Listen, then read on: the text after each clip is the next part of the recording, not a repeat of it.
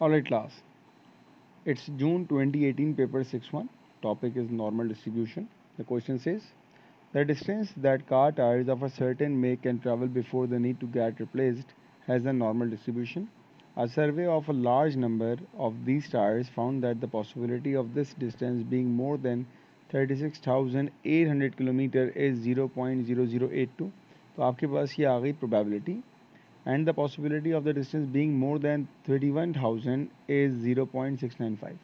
तो अगर 36,800 से ज़्यादा होगी तो ये पॉसिबिलिटी है और वरना 0.695 है. Find the mean and standard deviation of the distribution. Alright, तो पहले पार्ट में फर्स्ट पार्ट के लिए आपको दिया हुआ है probability that x is greater then 36,800 is 0.0082. Alright, आपके पास इक्वेशन क्या होती है? आपके पास इक्वेशन होती है x minus mu over sigma, ये हमारे पास आती है z की वैल्यू. ठीक है, अब आपके पास यहाँ पर म्यू और सिग्मा नहीं मालूम, लेकिन आपको यहाँ पर z भी नहीं पता. अब z के लिए आपको प्रोबेबिलिटी दी हुई है. ठीक है, अब आपने इस प्रोबेबिलिटी को कैसे यूज़ करना है भाई? हमें ये मालूम है कि अब हमारी जो फोकस्ड है वो राइट साइड पर है, और राइट साइड पे देखने के बाद जो हमारा एरिया है दैट इज़ 0.0082, मतलब बहुत छोटा सा एरिया है. तो इसका मतलब ये होगा कि इस केस में हमारे पास जो z होगा वो यहाँ के लाई कर रहा होगा, पॉजिटिव होगा, क्योंकि इसके अगर मैं राइट पे देखूँगा तो एरिया हमारे पास लेसर देन 0.1, आधे से कम होगा. तो पहला काम हम ये करेंगे कि हम अपने इस एरिया को 1 से माइनस करेंगे, क्योंकि टेबल जो हमें रीडिंग देता है वो सारी लेफ्ट साइड पे देता है 0.0082. ये आपका आंसर आ गया 1 माइनस 0.0082 इज इक्वल्स टू 0.9918. अब ये 0.9918 जो है ये हमने देखना है टेबल पर. इस पे जो आपने टेबल से वैल्यू निकाली, टेबल से फ्रॉम टेबल, तो आपके पास z की वैल्यू आ रही है 2.1 मिनट. 0 पॉइंट क्या था हमारे पास? 0.9918 ना. तो 0.9918 मेरे पास ये रहा, इट्स 2.40 ना. तो बेटा मेरे पास यहाँ पर z की वैल्यू आ गई है 2.4 और z हमारे पास पॉजिटिव होगा, वो हमने मार्क किया हुआ था. तो z का आंसर आ गया हमारे पास 2.4. अब हमारा वही वर्किंग फॉर्मूला दोबारा अप्लाई हो जाएगा, z is equals to x minus mu over sigma. यहाँ पर हमारे पास एक्सो में दिया हुआ है 36,800 है, z आ गया हमारे पास 2.4. So 2.4 times sigma equals to 36,800 minus mu. बेटा ये आ गई आपकी पहली इक्वेशन. ठीक है, अब हम आते हैं सेकेंड इक्वेशन पर. उसने दूसरा डिस्टेंस आपको क्या दिया हुआ है? 31,000 ना. तो अब मैं ये कहूँगा probability if the distance is more than 31,000, तो उसकी पॉसिबिलिटी क्या है हमारे पास? 0.6915. यहाँ भी हम पहले z की वैल्यू की तरफ आएंगे बेटा. हमने अभी भी कहाँ देखना है? राइट की तरफ देखना है, और हमारा जो एरिया होगा वो मोर देन हाफ है, तो हमारा z यहाँ पर नहीं बनेगा. हमारा z इस केस में आ जाएगा इस साइड पर, कि हम राइट की तरफ देख रहे हैं, हमारा एरिया मोर देन हाफ है, तो हमारा जो z होगा इस केस में that will be a negative value. ठीक है, अब 0.6915 हमें पता है कि इस टेबल पे हमारे पास नेगेटिव वैल्यूज तो होती नहीं है. तो अगर मैं इसको रिफ्लेक्ट करूँगा तो वो एरिया आएगा मेरे पास ये z वाला, और ये है मेरे पास 0.6915.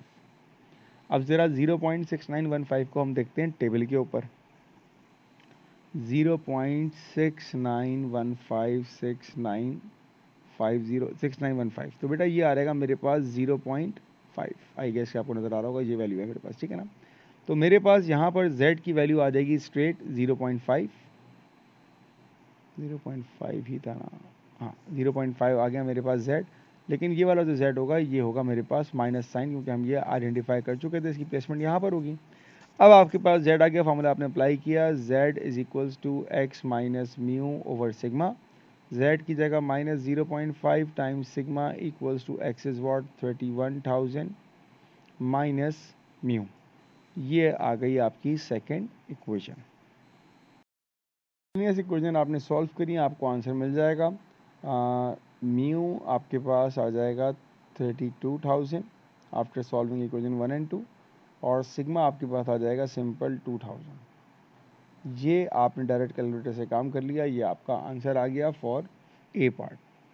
ऑलराइट, फॉर बी पार्ट, अब बी पार्ट की वर्किंग हमारी यहाँ से स्टार्ट हुई। The random variable x has the distribution n, mu and sigma square, where 3 sigma is equals to 4 times mu and mu is not equals to 0. Find probability that x is lesser than 3 mu. Find possibility that x is lesser than 3 mu. ये तो आपका question आ गया। आपको यहाँ पर दिया हुआ क्या है? आपको यहाँ पर दिया हुआ है कि 3 सिग्मा बराबर है 4 टाइम्स म्यू के। ऑलराइट, तो ये हमारे पास एक इम्पॉर्टेंट कंडीशन आ चुकी है that 3 sigma is equals to 4 times mu. इस इंफॉर्मेशन के हिसाब से मैं फार्मूला अप्लाई करूँ। फार्मूला क्या होता है हमारे पास? z is equals to x minus mu over sigma. Alright, अब आपको क्या मालूम पता है? देखिए, x की जगह आ जाएगा हमारे पास 3 म्यू, ठीक है ना, minus mu divided by sigma. अगर हम सिग्मा को बनाएं यहाँ से सब्जेक्ट, तो सिग्मा क्या हो जाएगा? 4/3 टाइम्स म्यू, तो क्या आ जाएगा? 4/3 टाइम्स म्यू। आपका न्यूमरेटर सॉल्व हो जाएगा, ये क्या बनेगा? 3 mu minus mu, it will be 2 mu divided bye 4/3 times mu. Simplify करेंगे, 2 1s are 2 and 2 2s are 4, mu से म्यू कैंसिल हो जाएगा, तो आपके पास क्या सिंपल आएगा? आपके पास आ जाएगा 3/2। So z is equals to 3 divided by 2। Symbol क्या है हमारे पास? सिंबल है हमारे पास लेसर देन का, तो मैं यूँ कह सकता हूँ उसको that probability of z is lesser then 3 divided by 2। ये हम कह सकते हैं इसको। अब जब आपके पास यहाँ तक आ गई वैल्यू, तो आप इसकी प्रोबेबिलिटी की वैल्यू कैलकुलेट कर सकते हैं कहाँ से? From your distribution table. तो 3/2 का मतलब होता है 1.5 बेटा, ठीक है। तो 1.5 पर जाके अगर हम वैल्यू देखें 1.5 पर, तो ये आ रही है 0.9332, दैट इज इक्वल्स टू 0.9332, और ये आपकी प्रोबेबिलिटी का आंसर है। Alright, next question, June 2018, paper 6-2, question number 3। The volume of soup in super soup cartons has a normal distribution with mean mu millimeters and standard deviation of 9 millimeters. तो पहले part में जो important data है हमारे पास वो आ गया, mu is mu, वो आपको दिया नहीं है, और standard deviation is 9. Tests have shown that 10% of the carton contains less than 440 millimeters of soup. Test ने ये कहा आपको कि 10% of the cottons less than 440 millimetres. Alright, find the value of mu. तो 10% का मतलब क्या हुआ? इट इज इक्वल्स टू 10% क्या हुआ? 10% हुआ आपके पास 0.1। So probability of x is lesser than 440 is equals to 0.1। अब यहाँ पर पहला केस क्या हो गया? आपको यहाँ पर z नहीं पता, ठीक है ना, तो हम यूँ कह सकते हैं probability that z is lesser then t या k कोई भी वैल्यू इज इक्वल्स टू 0.1। अब हम ज़रा इसका बनाते हैं टेबल सा कि यार आपकी z की वैल्यू कहाँ होगी। सबसे पहली आप कहाँ देख रहे हो? आप देख रहे हो लेफ़्ट पर, और आपका एरिया क्या है? आपका एरिया आधे से कम है, तो इसका मतलब ये होगा कि मेरा z जो होगा वो लेफ़्ट साइड पर होगा, क्योंकि जब मैं लेफ़्ट पे देखूंगा इसको तो एरिया लेस देन हाफ है, तो z मेरे पास यहाँ पर हो जाएगा नेगेटिव। ऑलराइट, हमें पता है कि जब हम इसको रिफ्लेक्ट करेंगे तो ये एरिया ये वाला आ जाएगा, ठीक है ना, z, और जो एरिया यहाँ पे लेफ़्ट होगा वो यहाँ पर बेसिकली राइट होगा। टेबल पे जो हमारे पास वैल्यू आती है वो हमेशा इसके लेफ़्ट साइड की आती है, तो आपको उसके लिए 1 से माइनस करना पड़ेगा 0.1 को, जो कि बराबर होगा 0.9 के बराबर। 0.9 पे जाके वैल्यू देखते हैं हम लोग ज़रा। 0.9 ये है 1.282 ना, स्ट्रेट वैल्यू आती है हमारे पास, ये रही। तो आपके पास जो z की वैल्यू आएगी, वो आई 1.282, लेकिन ये तो वैल्यू होगी आपके पास ये नेगेटिव की होगी। नेगेटिव की होगी क्योंकि हम आइडेंटिफाई कर चुके थे z हमारा नेगेटिव हो गया, ठीक है। अब जब आपके पास z की वैल्यू आ चुकी है तो आपने सिंपल फार्मूला अप्लाई कर दिया, z is equals to x minus mu divided by sigma. z कितना आया? -1.282 इज इक्वल्स टू x की वैल्यू क्या है मेरे पास? 440, म्यू मुझे नहीं पता, बट सिग्मा मेरे पास कितना है? इट्स 9। अब हम सिंपली इसको कर लेंगे cross multiply.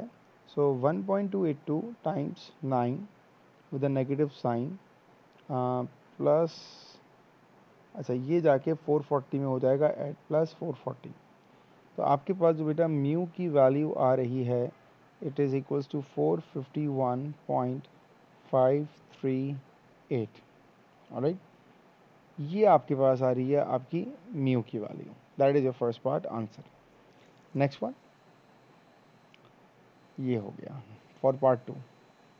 A food retailer orders 150 supersuit cartons. Calculate the number of these cartons for which you would expect the volume of soup to be more than 1.8 standard deviation above the mean. 1.8 standard deviation above the mean क्या मतलब हुआ भाई कि जब मैं mean में add कर दूंगा 1.8 time standard deviation, 1.8 standard deviation above the mean, ये मतलब हुआ इसका। ठीक है ना। हमें क्या निकालना है भाई, हमें निकालनी है पहले उसकी प्रोबेबिलिटी। कंडीशन को आप यूज़ कैसे करेंगे, उसके लिए थोड़ा सा ग्राफ का आइडिया हो तो काफ़ी अच्छा रहेगा आपके लिए। देखिए हमारे पास जो ग्राफ होता है नॉर्मल का, हम जो यूँ बनाते हैं, आपके पास सेंटर में कौन होता है, सेंटर में हमें पता है हमारे पास होता है सिंपल म्यू। ठीक है ना। अब हम राइट पे जाएंगे तो हमारे पास एक वैल्यू आएगी म्यू प्लस सिग्मा, एक और आएगी म्यू प्लस 2 सिग्मा, एक और आएगी म्यू प्लस 3 सिग्मा जो एंड पर होगी, और लेफ्ट पर आएगी हमारे पास म्यू माइनस सिग्मा, यहाँ हो जाएगा म्यू माइनस 2 सिग्मा। ऑलराइट, ऐसे मेरे पास वैल्यूज आएंगी इसके लेफ्ट पर और राइट पर। अब आपको कह रहा है म्यू प्लस 1.8 सिग्मा, तो म्यू प्लस 1.8 सिग्मा मान लीजिए हमारे पास यहाँ कहीं होगा। ठीक है ना, 1.8 सिग्मा, तो हम यूँ कहेंगे probability of z is greater then 1.8, ये बनेगी इसकी कंडीशन। अब 1.8 से हमने कहाँ मूव करना है भाई, राइट पे मूव करना है। ठीक है ना। अब 1.8 पर जाके अगर हम देखते हैं इसकी प्रोबेबिलिटी की वैल्यू 1.8 पर क्या आंसर आ रहा है आपके पास 0.9641, ये आंसर आया 0.9641। लेकिन ये आंसर कहाँ का आ रहा है, ये तो राइट साइड का आ रहा है। अगर मैं इसको देखूँ 0.9641 तो ये तो इसके राइट का आंसर होगा। हमें पता है कि जो हमारे पास वैल्यू आती है वो तो लेफ्ट साइड की आ रही होती है, तो हम इसको 1 में से माइनस करेंगे। इसको माइनस किया तो आपके पास इसका आंसर आया 0.0359। ऑलराइट, अच्छा ठीक, दोबारा सुने क्या कहा। आपके पास जो वैल्यू आई 1.8 की, तो आपने उस पर निकाला एरिया। वो जो 1.8 का जो आपका एरिया आ रहा है वो बेसिकली आ रहा है इस साइड का एरिया, क्योंकि हमने जो वैल्यू आती है हमारे पास टेबल से वो हमेशा लेफ्ट साइड की आती है। ठीक है, ये एरिया आ रहा है हमारे पास इसका। हमें क्या चाहिए, हमें उसने कहा z इज़ ग्रेटर देन 1.8। ठीक है ना, तो इससे ज़्यादा के लिए हमने उसको 1 में से माइनस कर दिया। ठीक, आपके पास आंसर आ गया 0.0359। अब आपके पास ऐसे कितने बॉक्सेस हैं, 140 हैं, तो अब आप करोगे 0.0359 multiply by 150, that is equals to 5.385। और 5.385 का मतलब ये हो गया कि कंप्लीट नंबर ऑफ बॉक्सेस कितने होंगे हमारे पास, 5 होंगे, जो कि आपको निकालना था, और ये आपका आंसर है। It's June 2018, paper 6-3। The diameters of apples in an orchard have a normal distribution with a mean 5.7, तो ये आ गया आपके पास mu, and standard deviation of 0.8, तो ये आ गया मेरे पास sigma. Apple with diameters between 4.1 and 5 can be used as toffee apples. Find the possibility that an apple selected at random can be used as toffee apple. तो आपके पास जो टॉफ़ी एप्पल की प्रोडक्शन उसने दी है, आपको कंडीशन दी है, वो कहाँ से कहाँ तक होगा, वो होगा x is greater than 4.1 and lesser than 5। ये आपके पास वो आ गया बैरियर जिसमें उसको होना चाहिए। ठीक है, तो मेरे पास दो वैल्यूज़ आ रही हैं x की, एक 4.1 आ रही है, एक 5 आ रही है। तो मेरे पास फॉर्मूला क्या हो जाएगा, z का z is equals to x minus mu divided by sigma. अगर x की वैल्यू 4.1 है तो आंसर क्या आएगा देखते हैं। म्यू क्या है मेरे पास 5.7 डिवाइडेड बाय सिग्मा क्या है मेरे पास, इट्स 0.8। एक आंसर इसके साथ आएगा मेरे पास, और एक आंसर किसके साथ आएगा जब मैं 5 दूंगा, वो हो जाएगा 5 माइनस 5.7 डिवाइडेड बाय 0.8। दोनों का आंसर निकालते हैं हम लोग। 4.1 माइनस 5.7 डिवाइडेड बाय 0.8, ये आ जाएगा आपके पास -2। इसका आंसर आ रहा है -2 और 5 माइनस 5.7 डिवाइडेड बाय 0.8, ये आ रहा है मेरे पास -0.875। ठीक, तो अब मेरे पास प्रोबेबिलिटी z की फॉर्म में कैसे होगी? z की फॉर्म में ऐसे होगी, greater than -2 and lesser then -0.875, ये आएगी मेरे पास मेरी प्रोबेबिलिटी। ऑलराइट, अब इसके लिए अगर मैं कहूँ z इज, अच्छा मैं अगर इसकी थोड़ी बेल शेप बनाऊँ तो -2 यहाँ आएगा मेरे पास, ठीक है, -0.875 यहाँ पर आएगा, और जो एरिया मुझे चाहिए वो एरिया है इसके बीच का। ठीक है बेटा, लेकिन हमें मालूम है कि हमारे पास नेगेटिव वैल्यूज़ तो आती नहीं है, तो अब हम इसको रिफ्लेक्ट करेंगे। जब हम इसको रिफ्लेक्ट करेंगे तो हमारे पास आ जाएगा, ये आ जाएगा हमारे पास 2 और ये आ जाएगा हमारे पास 0.875, और जो रीजन आपको चाहिए वो ये रीजन आपके काम का है। तो आपकी वर्किंग क्या होगी, हम निकालेंगे 2 पर प्रोबेबिलिटी क्या आ रही है, ठीक है, हम निकालेंगे 0.875 पर एरिया क्या आ रहा है और दोनों को माइनस कर देंगे। तो अब मेरे पास जो वैल्यू आ रही है टेबल पर वो मैं लेट सपोज निकालता हूँ 2 की, तो value of 2 is equals to, table पे जाते हैं बेटा हम 2 के लिए, तो 2 पर आ रही है 0.9772, क्या आ गया 0.9772, और अगर मैं देखूं किसकी करेक्शन फैक्टर ऑफ 0.875, इसको जाके देखते हैं 0.87 ये रहा और 5.8078, 0.8 0.8078 875 था ना, 87 और 5 पर क्या आ रहा है मेरे पास, 5 पर आ रहा है एंड पर 14, इसमें हमें 14 ऐड करना पड़ेगा। तो आपके पास जो इसकी प्रोबेबिलिटी आ जाएगी that is equals to 0.8078 plus 0.0014, that is equals to 0.8092। Alright, तो आपके पास जो प्रोबेबिलिटी, जो हमारा मेन आंसर होगा, probability of x greater than 4.1 and lesser than 5 is equals to, इन दोनों का डिफरेंस 0.9772 माइनस 0.8092, सिंप्लीफाई किया आपने एंड यू विल गेट 0.168, ये आपका आंसर आ गया फर्स्ट पार्ट का। Alright, next one, part 2, 250 apples. अच्छा, ये अब आपको जैसी सवाल में आ गया ना 250 एप्पल्स, यहाँ पर आएगी आपकी अब conversion binomial to normal, are chosen at random using a suitable approximation to find the possibility that fewer than 50 can be used as toffee apples. Fewer than 50 का मतलब क्या हुआ, probability of x is lesser than 50। चलें, इस पर तो हम ज़रा बाद में बात करते हैं, पहले हमारे पास जो म्यू और उसकी वैल्यूज आती हैं वो निकालते हैं, ठीक है ना। म्यू क्या होता है हमारे पास, म्यू होता है हमारे पास एन पी। ऑलराइट, पी जो होती है आपकी सक्सेस, वो तो आपने निकाल ली है, वो कितनी आई थी हमारे पास 0.168, ये आ गया आपके पास पी 0.168, तो पी इज इक्वल्स टू 0.168, और यहीं पर मैं इसके साथ ही निकाल लेता हूँ क्यू, 1 माइनस 0.1168, ये आ जाएगा 0.832। ठीक है बेटा, अब आपको निकालना है क्या, म्यू। म्यू क्या है हमारे पास, एन पी, एन क्या है हमारे पास 250 और पी क्या है हमारे पास 0.168, तो 250 into 0.168 is equals to 42, so mu is 42 and standard deviation is under root of, नहीं not root of, npq, standard deviation is npq,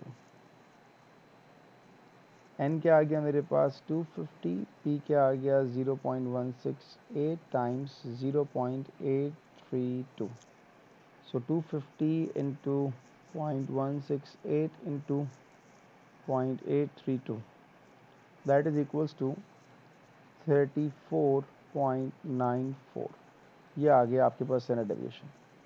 standard deviation आ गया और म्यू आ गया। अब आता है हमारा मेन चीज़ कि हमें जो यहाँ पर z निकालना होगा, x निकालना होगा, ठीक है ना। अब यहाँ पे देखिएगा, ये कह रहा है probability of x is less than 50। इसका स्टेप क्या होता है, बहुत सिंपल सा स्टेप होता है। आप बनाएंगे एक लाइन, उस पर आप लिखेंगे 50 पहला जो नंबर है, एक इसके 0.5 आगे की रीडिंग और एक इस पर 0.5 पहले की रीडिंग। अब हमारे पास साइन क्या है, हमारे पास साइन है लेस देन का। हम लेफ़्ट की तरफ आएंगे और हमें 50 की रीडिंग नज़र नहीं आनी चाहिए, ठीक है ना। तो लेफ़्ट की तरफ 50 की रीडिंग नज़र नहीं आए अगर, अच्छा ये 50.5 नहीं होगा, दैट विल बी 49.5, 0.5 यहाँ से कम होगा, ठीक है। तो ये आएगा 49.5। अब हमें आना लेफ़्ट पर है और 50 हमें नंबर नज़र नहीं आना चाहिए। इसका मतलब है कि हम यहाँ से जब लेफ़्ट आएंगे तो हमें 50 नज़र नहीं आएगा। तो ये जो आपके पास चीज़ होती है ना, ये हमें नहीं मिल जाएगा हमारा x। तो हमारे पास जो x होगा इस केस में, दैट इज इक्वल्स टू 49.5। अब आपके पास जब x आ गया, you need to apply the working formula for z is equals to x minus mu over sigma.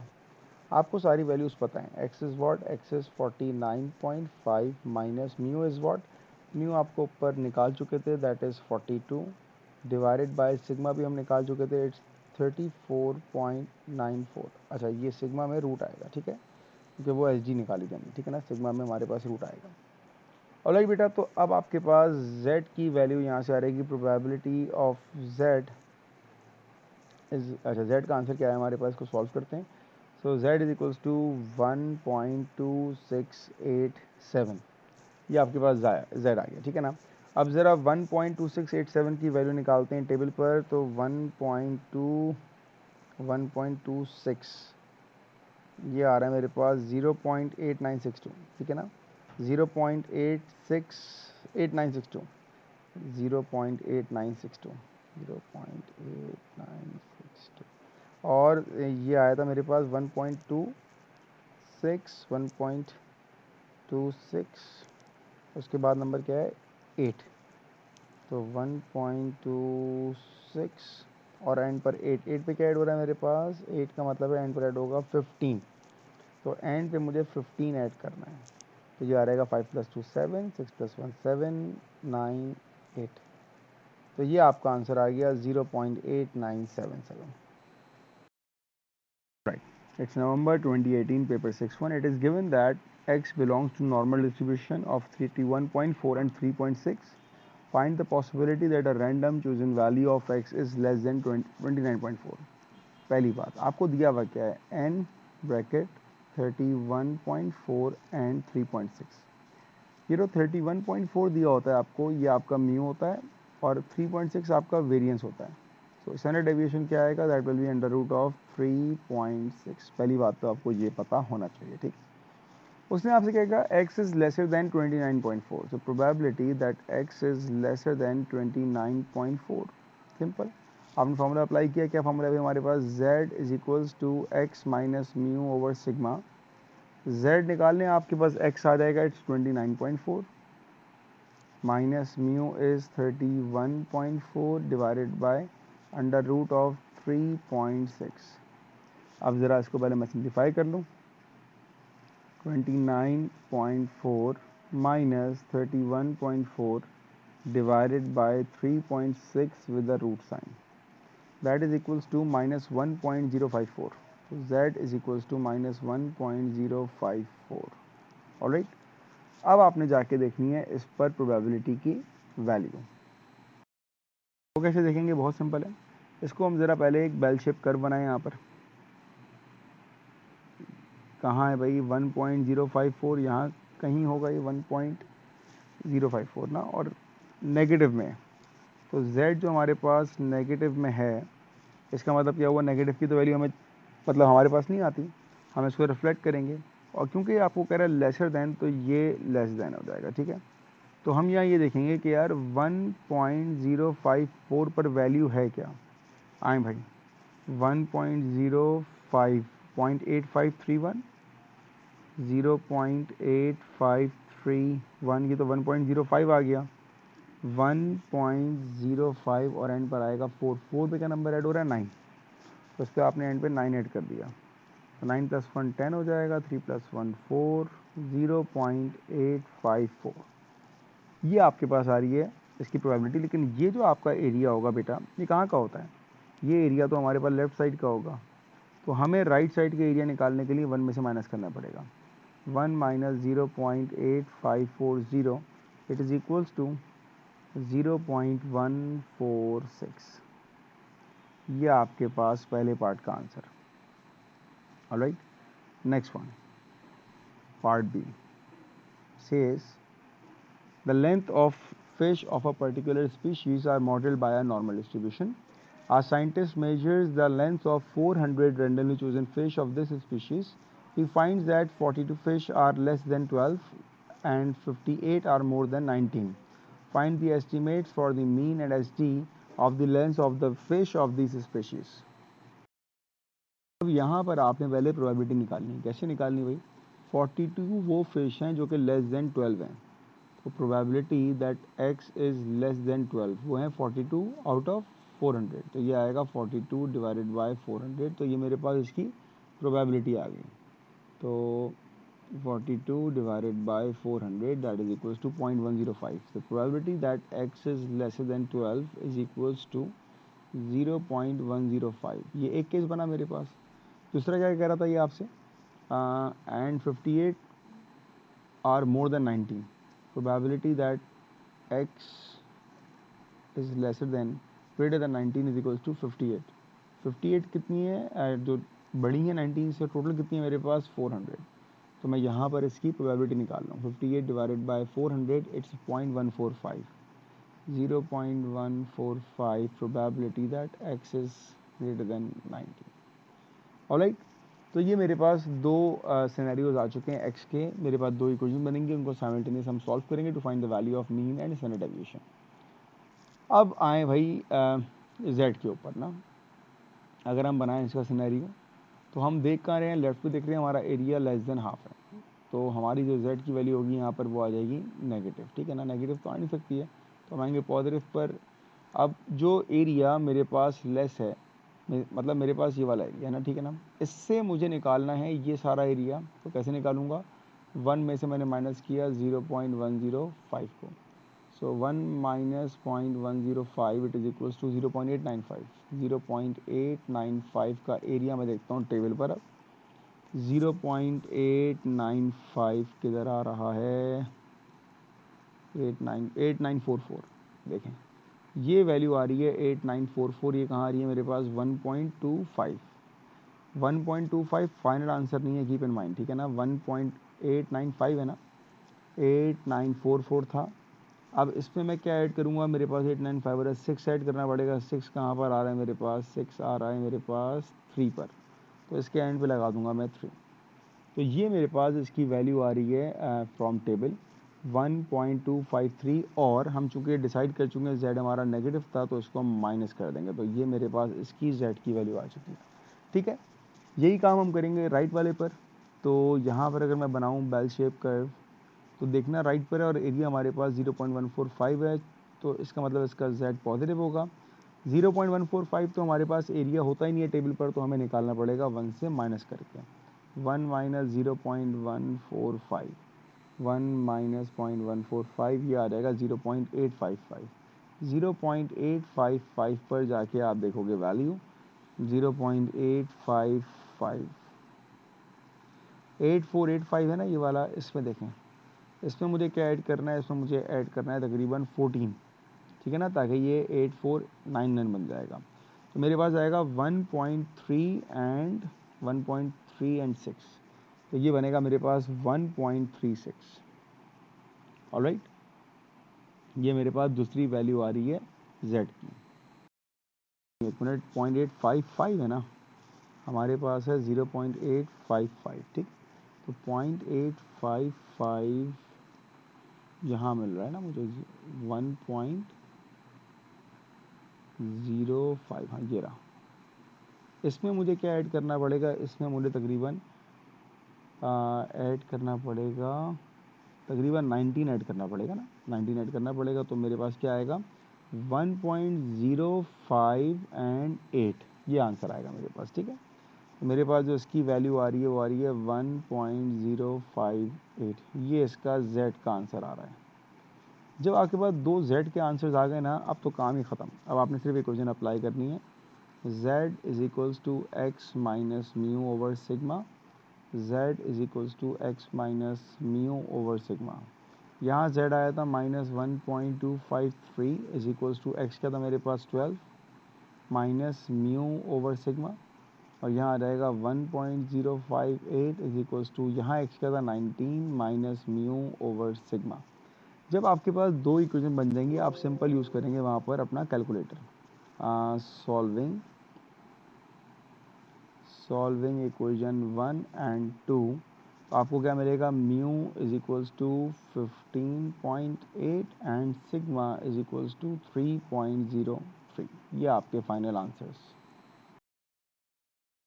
It's November 2018, paper 6-2. The time x hours for which the students use a games machine in any given day has a normal distribution with mean 3.24 and SDH 0.96. तो आपके पास जो important information तो आ चुकी हैं. For first part, on how many days of the year 365 days would you expect a randomly chosen student to use a game machine for less than 4 hours?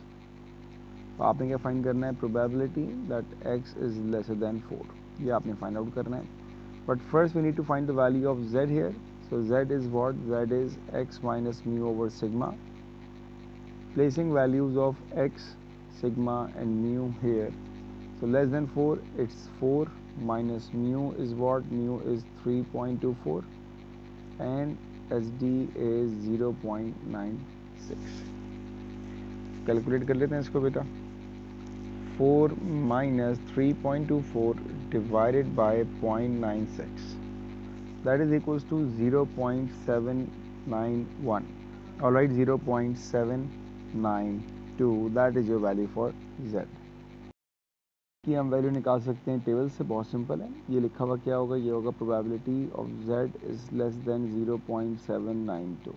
Alright, इसका मतलब ये होगा कि जब हम लेफ़्ट पे देखेंगे तो हमारा जो एरिया होगा it is greater than half, तो हमारे पास z पॉजिटिव होगा, यहाँ होगा. ठीक है, तो अब आपने देखा 0.792, तो 0.798 ये आ रहा है मेरे पास 0.7852 और एंड पे 2, तो 0.7858 ये हमारे पास आएगा सिंपल 0.7858.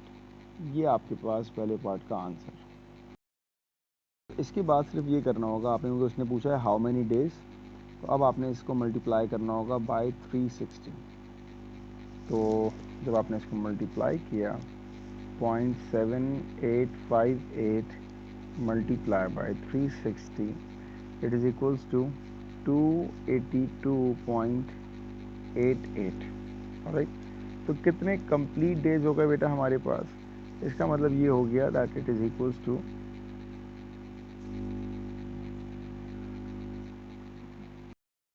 ये 365 है बेटा, सही है ना, 365 है.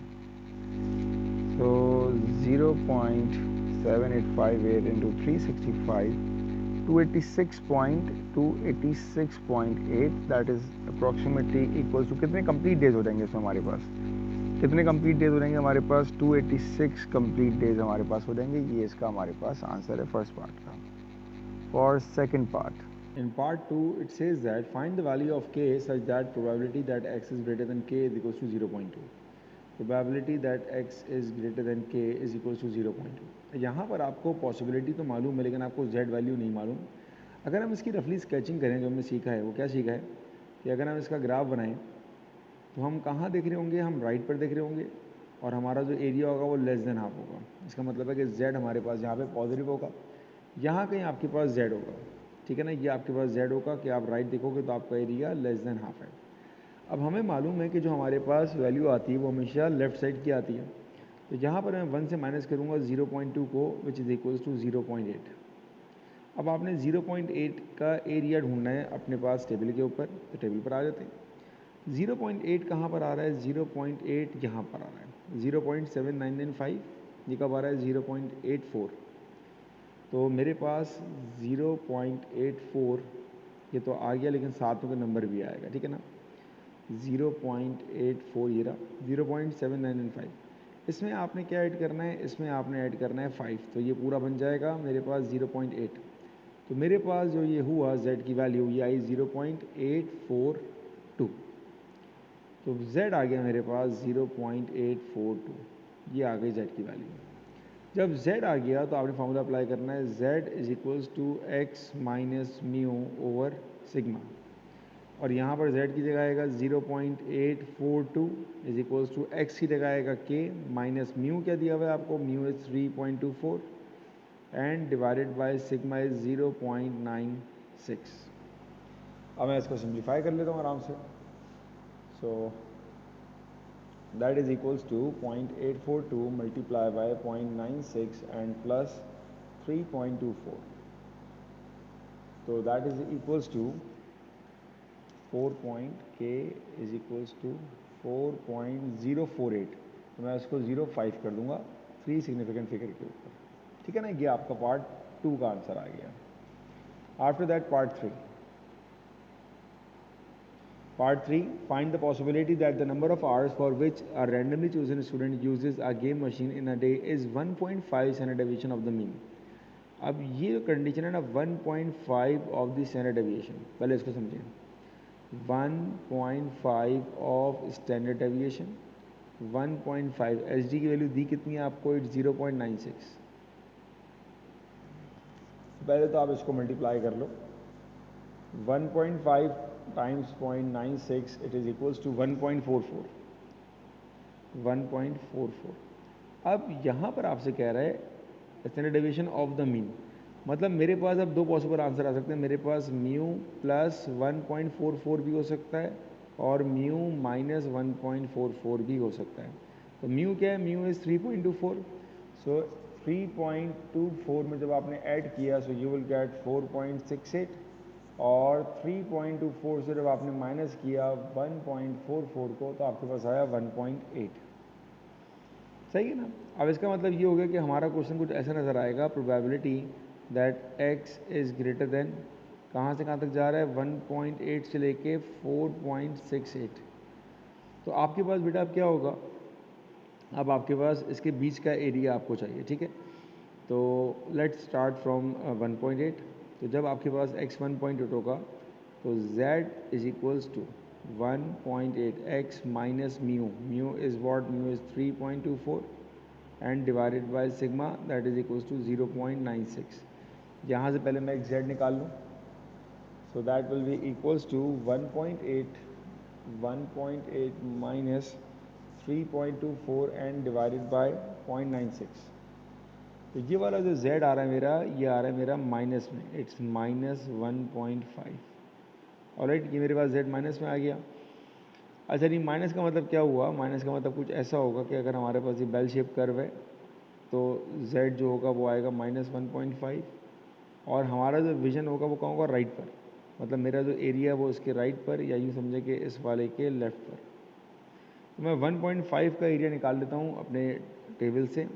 1.5 पे क्या आ रहा है, 1.5, ये आ रहा है मेरे पास 0.9332। 0 पॉइंट, तो मैं लिख दूँ यहाँ पर भाई कि मेरे पास जो वैल्यू आ रही है 1.5 पर, इट इज़ 0.9332। ये तो मैंने निकाली अभी 1.8 वाली, अब मैं निकालूंगा 4.68 वाली। तो जब आपके पास x 4.68 है, अब दोबारा आपने z निकाला, 4.68 माइनस 3.24 डिवाइडेड बाय 0.96।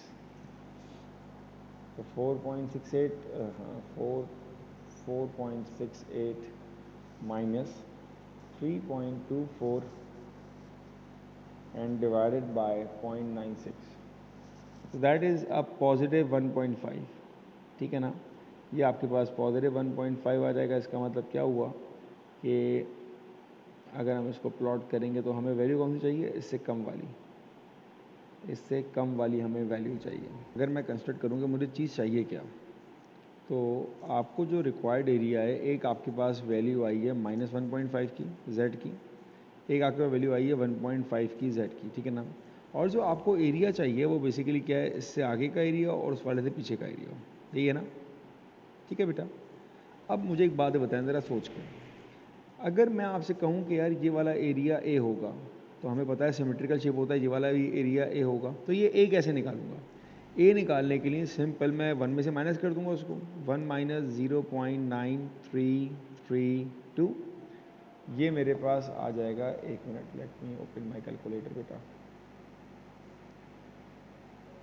ये मेरे पास आएगा 1 माइनस 0.9332, 0.0668, 0.0668। अब कॉन्सेप्ट समझे बेटा, अगर मैं यहाँ से ये पूरा एरिया निकालूं तो ये मेरे पास आएगा 0.9332, और जो एरिया हमने अभी निकाला ये हमारे पास कितना आ गया, 0.0668, ऐसे ही है ना। अब हमें चाहिए इसका शेडेड पार्ट, तो शेडेड पार्ट के लिए हम सिंपल इसको माइनस कर देंगे, 0.9332 माइनस 0.0668। तो जब आपने दोनों को माइनस किया, 0.9332 माइनस 0.0668, तो आपके पास आंसर आ जाएगा 0.8664। ये आपके पास आंसर आ रहा है। और कौन सा पार्ट था हमारे पास? ये हमारे पास पार्ट 3 था। ऑलराइट, पार्ट 3 का आंसर हो गया। उसके बाद next part 4। Alright, the variable y is normally distributed with mean mu and sd sigma, where 4 sigma is equals to 3 mu. ये एक आपके पास कंडीशन आ गई, 4 sigma is equals to 3 mu and mu is not equal to 0. Find the possibility that a random chosen value of y is positive. Alright, y is positive का मतलब ये हो गया कि मैं ये कहना चाह रहा हूँ that probability of y greater than 0, सही है ना। तो हमारे पास फॉर्मूला क्या होता है, z is equals to x minus mu over sigma. तो यहाँ पर हमें चूंकि y ग्रेटर देन 0 है, तो हमारे पास यहाँ पर y x को रिप्लेस करेगा, 0 आ जाएगा, माइनस म्यू क्या हो जाएगा, अच्छा म्यू या सिग्मा में से आप किसी को भी बना लो, सब्जेक्ट की टोटली आपकी मर्जी है। तो म्यू को हम म्यू रहने देते हैं, डिवाइडेड बाय सिग्मा, सिग्मा क्या हो जाएगा, 3 म्यू डिवाइडेड बाय 4। ऑलराइट, तो ये बनेगा minus mu divided bye 3 mu over 4, mu mu cancel हो गया। तो यहाँ पर आपको z की वैल्यू मिल गई है, z इज इक्वल्स टू -4/3। ये आपके पास आ गई z की वैल्यू। -4/3 को हम लेके चलते हैं डेसिमल में, एक मिनट, तो 4 डिवाइडेड बाय 3 इट्स 1.33, तो z is equals to -1.33। Alright, और चूंकि यहाँ पे y ग्रेटर देन 0 हो जाएगा, तो हम ले लेंगे इसको z should be greater than -1.33। Table बनाते हैं इसका ग्राफ, तो हमारे पास -1.33 तो यहाँ होगा, लेकिन हमारे पास तो वैल्यू नेगेटिव की आती नहीं, हमने रिफ्लेक्ट किया, ये आ गया 1.33। ये कह रहा है ग्रेटर देन, तो हमारे काम का जो रीजन होगा वो ये वाला हो जाएगा, सही है। तो अब आपने अपने पास देखना है वैल्यू कि हमारे पास 1.33 पे जो वैल्यू है इट्स 0.9082। ऑलराइट, तो मेरे पास जो यहाँ पर आंसर आ रहा है एरिया का, इट्स 0.33, और फिर एक और 3 जो आ रहा है हमारे पास, वो आ रहा है हमारे पास 5, तो जो रहेगा 0.9082 प्लस 5 अगर मैं इसमें ऐड कर दूंगा, दैट इज 0.9087। 3 सिग्निफिकेंट में आंसर देंगे तो ये आएगा y इज इक्वल टू 0.909। ये आपके पास आंसर आ जाएगा लास्ट पार्ट का। It's November 2018, paper 6-3. The weights of apples sold by a store can be modeled by a normal distribution with mean 120 grams and SD is 24 grams. So हमारे पास दो important information आ चुकी है, mean की और SD की। Alright, apple weight less than 90 grams are graded as small. अच्छा, ये बात बता दी, स्मॉल किसे कह रहा है, जिसका वेट 90 ग्राम से कम है वो स्मॉल आ गया।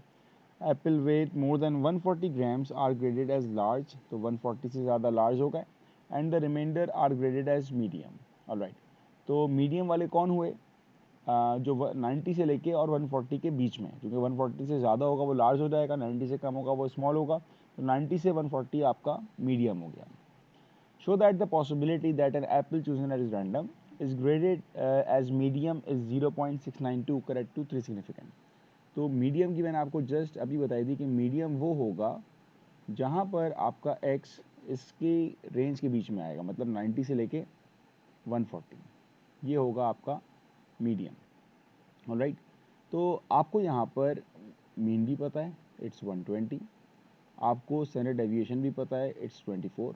तो अब हम यहाँ पे वर्किंग स्टार्ट करेंगे z के लिए। ऑलराइट, तो मेरे पास z का फॉर्मूला क्या हो जाएगा, it is equals to x minus mu over sigma, और मैं 2 दफ़ा अप्लाई कर रहा हूँ, साथ ही साथ में मुझे पता है कि 2 मेरे पास वैल्यूज़ हैं x की। तो एक x मेरे पास 90 है, it's 90 minus mu is 120 divided by sigma is 24। यहाँ भी यही काम किया ना, x is 140 minus mu is 120 divided by sigma is 24। So 90 minus 120, it's minus 30 divided by 24, and 140 minus 20, it's 20 divided by 24. Alright, तो वैल्यू निकाल लेते हैं इसकी अभी।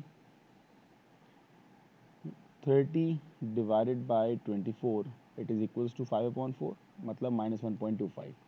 तो एक तो आ गया minus 1.25, और दूसरा हमारे पास आएगा 20 divided by 24, which is equals to 0.833। Alright, तो ये आ रहेगा 0.833। ये मेरे पास आ गई है z की वैल्यूज़। अब आते हैं इसके एरिया के ऊपर। तो ये हमारे पास बेल शेप कर्व आ गया। अब आपके पास z की एक वैल्यू है -1.25, तो वो वैल्यू हमारे पास यहाँ कहीं होगी -1.25, और हमें उस वैल्यू से राइट का एरिया देखना है। ठीक है, तो अगर मैं इसको रिफ्लेक्ट करूँगा तो 1.25 इधर आ जाएगा, और हमारा जो कंसर्न एरिया होगा वो इसके लेफ्ट पर होगा। ठीक है, और दूसरे उसमें आपको क्या कह रहा है, x इज़ लेसर देन 140। अच्छा, 140 वाला एरिया कौन सा है मेरे पास, 140 पर जो वैल्यू आ रही है वो आ रही है 0.833। तो ये आ रहा है मेरे पास 0.833, ये वाला एरिया। ठीक है ना, अब इससे कम हो, इससे कम का मतलब ये हो जाएगा। तो अब जो आपको एरिया निकालना है वो कौन सा है भाई, वो आपका एरिया ये रीजन आ रहा है, ये जो आपको चाहिए ना रीजन, ये रीजन आ रहा है। अब ये एरिया मैं कैसे निकालूंगा, मुझे इस पर सब वर्किंग करनी है, बहुत ही आसान काम है। देखें, अगर मैं 0.833 का एरिया निकालूंगा तो वो मेरे पास यहाँ तक पूरा एरिया आ जाएगा। ठीक है ना, अब बस अगर मुझे ये वाला एरिया मिल जाएगा, जिसको मैं यहाँ पर ए का नाम दे रहा हूँ, तो मैं इस रेड वाले से ए को माइनस कर दूंगा। अब ये ए क्या होगा, हमें पता है कि कर्व ये आपका सिमेट्रिकल है, तो ये वाला ए आपका वही होगा जो ये वाला ए होगा। तो अब मेरे पास जो वर्किंग है ना, वो क्या है कि मैंने ए का एरिया निकालना है। ए का एरिया निकालना कोई मुश्किल काम है, कोई मुश्किल काम नहीं है। अब आप ये देखेंगे करेक्शन फैक्टर की वैल्यू क्या आ रही है, 1.25। सो 1.25 पे हम ज़रा जाके देखते हैं टेबल पर। 1.2 एंड 5, ये आ रही है 0.8944, 0.88944। ऑलराइट, ये कौन सी वैल्यू आ रही है, ये वो आ रही है जो इस रीजन के लेफ्ट पर है। हमें तो चाहिए रीजन के राइट वाली। तो अब हम सिंपल इसको क्या करेंगे, 1 में से माइनस करेंगे। 1 माइनस 0.8944, माइनस करते हैं इसको। 1 माइनस 0.8944, ये कितना आ गया, ये आ गया हमारे पास 0.1056, 0.1056। ये 0.1056 कौन सा एरिया था, ये एरिया था जो हमें चाहिए था, ये वाला या फिर ये वाला। ठीक है, अब निकालते हैं रेड वाली। जो रेड वाली हमारे पास प्रोबेबिलिटी है, करेक्शन फैक्टर कहाँ का, 0.833। आइए जी टेबल पर आते हैं। 0.833, 0.8 ये रहा, 0.7967, इसमें ऐड होगा क्या, 8। 0.7967 में आपने ऐड करना है 8 को। चले जी, 0.7967 में ऐड करना है मैंने 8 को। ऐड करें, 8 + 7 15, 6 + 1 7, 9 7। तो ये आ गया 0.7975। अब आपका फाइनल आंसर वो क्या होगा, वो दोनों का डिफरेंस होगा जो मुझे शेडेड एरिया चाहिए। ये आ रहेगा 0.7975 माइनस 0.1056। तो देखते हैं क्या आंसर आया इसका। इसको हमें माइनस करना है किस में से, 0.7975। तो आपका आंसर आ रहा है 0.6919। Probability is equals to 0.6919। ये आपका पहले पार्ट का आंसर है। तो आई होप कि आपको ये बात समझ में आ गई होगी। आसान सा कॉन्सेप्ट था, कोई मुश्किल चीज़ नहीं थी इसमें। अब आते हैं नेक्स्ट पार्ट पर, part 2। It says 4 apples are chosen at random. Find the possibility that at least 2 are graded as medium. अब बेटा मीडियम की जो आपकी पॉसिबिलिटी है वो तो हम निकाल चुके हैं. अभी जो हमारा आंसर आया था 0.6919 था मेरा ख्याल है. यस, तो ये हम निकाल चुके हैं प्रोबेबिलिटी में. तो ये हमारे पास आ गया P इज इक्वल्स टू 0.6919.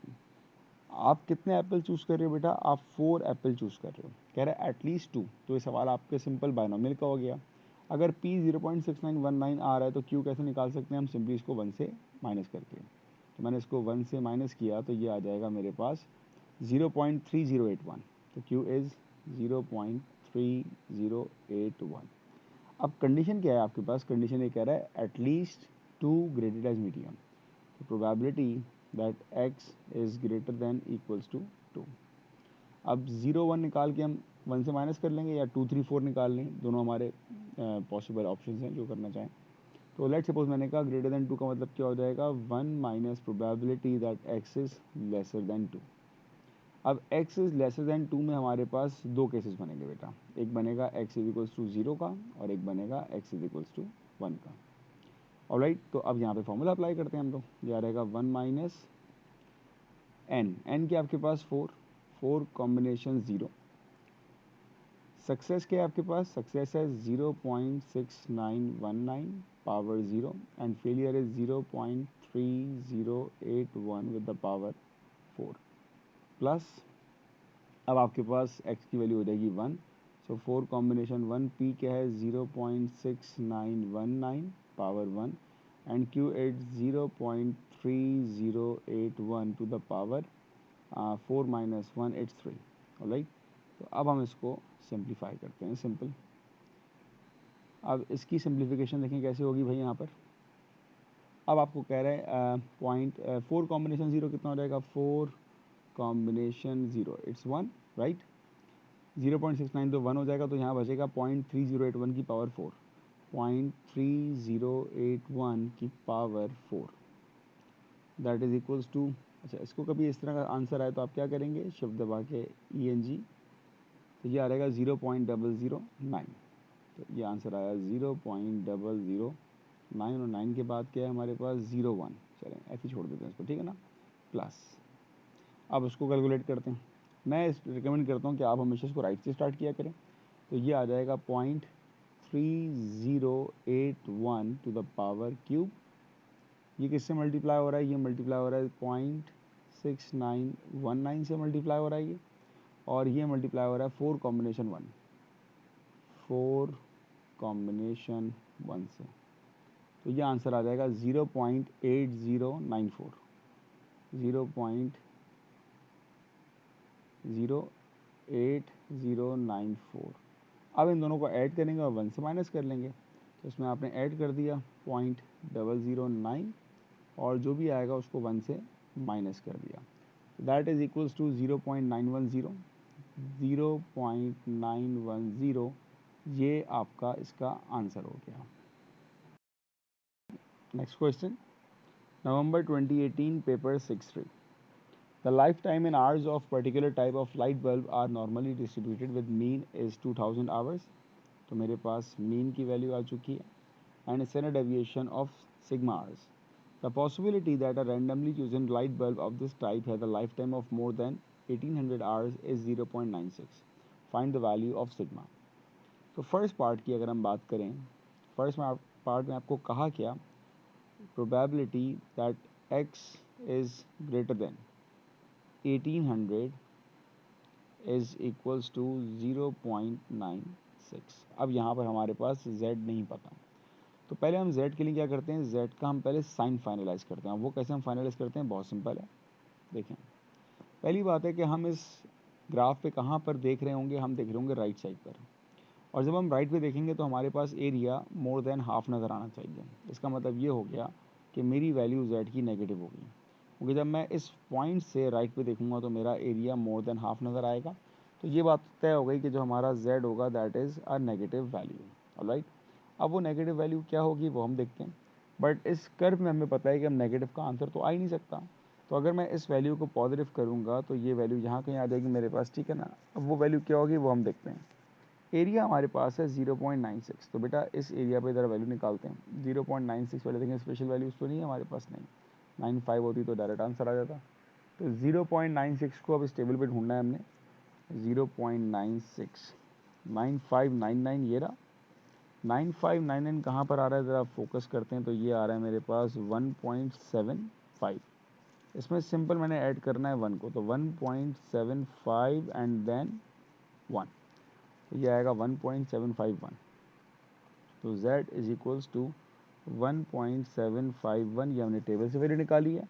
और साइन हमारे पास आएगा नेगेटिव का, क्योंकि हमने शुरू में डिस्कस कर लिया था कि हमारे पास z की वैल्यू आएगी नेगेटिव।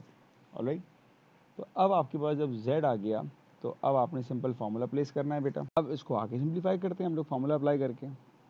फार्मूला क्या होता है हमारे पास, z is equals to x minus mu over sigma.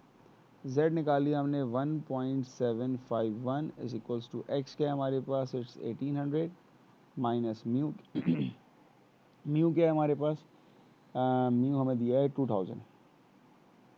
Alright, 1800 minus 2000 divided by sigma, वो मुझे नहीं पता, and z is negative. Right, तो अब मेरे पास सिग्मा डायरेक्ट आ जाएगा बेटा, it's 1800 minus 2000, it's minus 200 divided bye minus 1.751। Simplify कर लेते हैं हम लोग बहुत इसको आराम से बेटा। तो ये आ जाएगा 200 divided by 1.751, that is equals to 114.2। तो standard deviation is equals to 114.2। ये आपका आंसर आ गया एच डी का फर्स्ट पार्ट, दिस वन। अगले पार्ट पर आते हैं, part 2। New technology has resulted in a new type of light bulb. It is found that on average, 1 in 5 of these new light bulbs has a lifetime of more than 2500 hours. For a random selection of 300 of these new light bulbs, use a suitable approximation to find the possibility that fewer than have a lifetime of more than 2500. अब यहाँ पर आ गया आपके सवाल पे एक keyword कि भाई यहाँ पर आपने कन्वर्ट करना है किसको, बायनॉमियल टू नॉर्मल। तो उसके लिए आपके पास जो मीन और एस डी होगा वो नहीं होगा, जो ऊपर है वो आपने अब नया निकालना पड़ेगा। वो कैसे निकालते हैं, बहुत सिंपल है। पहले आप देखते हैं सक्सेस क्या है। अब इसने आपको क्या बताया, it is found that on average 1 in 5, ये जो है ना ये है आपकी सक्सेस। 1 in 5 का मतलब क्या हुआ, p इज इक्वल्स टू 1/5, ये मतलब हुआ 1 in 5। तो अगर p आपके पास 1/5 है तो q क्या हो जाएगा, इट विल बी 4/5। तो ये आपने डेटा यहाँ से निकाल लिया। अब आते हैं हम लोग मीन के ऊपर। मीन क्या होता है हमारे पास, mean is N P. N क्या है आपके पास, अभी दिया हुआ था इसने कितने थे भाई, 300। तो एन आ जाएगा मेरे पास 300 टाइम्स पी क्या आया, पी आया मेरे पास 1/5। 5 1 ज़ार 5 6 ज़ार 30, तो ये आ जाएगा म्यू मेरे पास 60। ऑलराइट, अब निकालते हैं स्टैंडर्ड डेविएशन, वो तो बहुत ही आसान है। Sigma is equals to under root of N P Q. अच्छा, एन पी का जो आंसर आ गया मेरे पास वो तो आया 60। क्यू क्या है, क्यू है मेरे पास 4 डिवाइडेड बाय 5। तो सिंप्लीफाई कर लेते हैं इसको, ये हो जाएगा मेरे पास 60 इंटू 4 डिवाइडेड बाय 5 और इसका अंडर रूट। ऑलराइट, तो ये आ जाएगा मेरे पास 6.93। तो स्टैंडर्ड डेविएशन क्या आ गई, 6.93। ये दो चीज़ें हमारे पास आ गई हैं। अब हमने इसको सिंप्लीफाई करना है, करेंगे। अब हम आते हैं ज़रा एक्स की तरफ। तो एक्स के बारे में क्या कह रहा है, fewer than 70 have a life time of more than 2500। तो फ्यूअर देन 70 का मतलब क्या हुआ, probability that x is lesser than 70, ये मतलब हुआ। पहले निकालते हैं जेड। जेड क्या होता है हमारे पास, x minus mu over sigma. हम यहाँ पर आपने एक्स पे काम करना होगा। एक्स 70 नहीं है, कीप इन माइंड। आप कैसे निकालेंगे एक्स, अब हम तीन वैल्यू लिखेंगे, एक 70, एक 70.5 और एक 69.5। तीन वैल्यूज आ गए हमारे पास, ठीक है। ये कह रहा है लेसर देन 70। पहली बात है डायरेक्शन क्या है हमारी डायरेक्शन है लेफ्ट पर। हमें ऐसे लेफ्ट पे जाना है कि 70 हमें नज़र नहीं आए। तो इसका मतलब ये हो गया कि अगर हम 69.5 पे खड़े होकर लेफ्ट पे जाएंगे तो हमें 70 नज़र नहीं आएगा। तो यहाँ पे मेरे पास एक्स की जगह आ जाएगा 69.5। बाकी वैल्यूज अपनी जगह। म्यू हमारे पास आ चुका है 60 एंड स्टैंडर्ड डेविएशन है 6.93। तो अब मैं आराम से अपने पास z की वैल्यू निकाल सकता हूँ। that will be equals to 69.5 minus 16 and divided by 6.93. तो ये आपके पास आ जाएगा 1.37081। तो z इज इक्वल्स टू 1.37081 को मैंने 1 कर लिया। ऑलराइट, अब ये 1.371 इसकी वैल्यू निकालते हैं टेबल पर। सो 1 पॉइंट क्या था 1.37 1.37 0.9147 में आपने क्या ऐड करना है 2 ऐड करना है। तो 0.9149 हो जाएगा 0.9149 0.9149। ये कब आ रही वैल्यू जब हमारे पास करेक्शन फैक्टर क्या है 1.371। ये आपके पास करेक्शन फैक्टर है। तो ये इसका आंसर आ गया मेरे पास सेकंड पार्ट का। अब आ जाएं पार्ट 3 के ऊपर। पार्ट 3 में क्या फाइंड करना है justify the use of approximate distribution in part 2।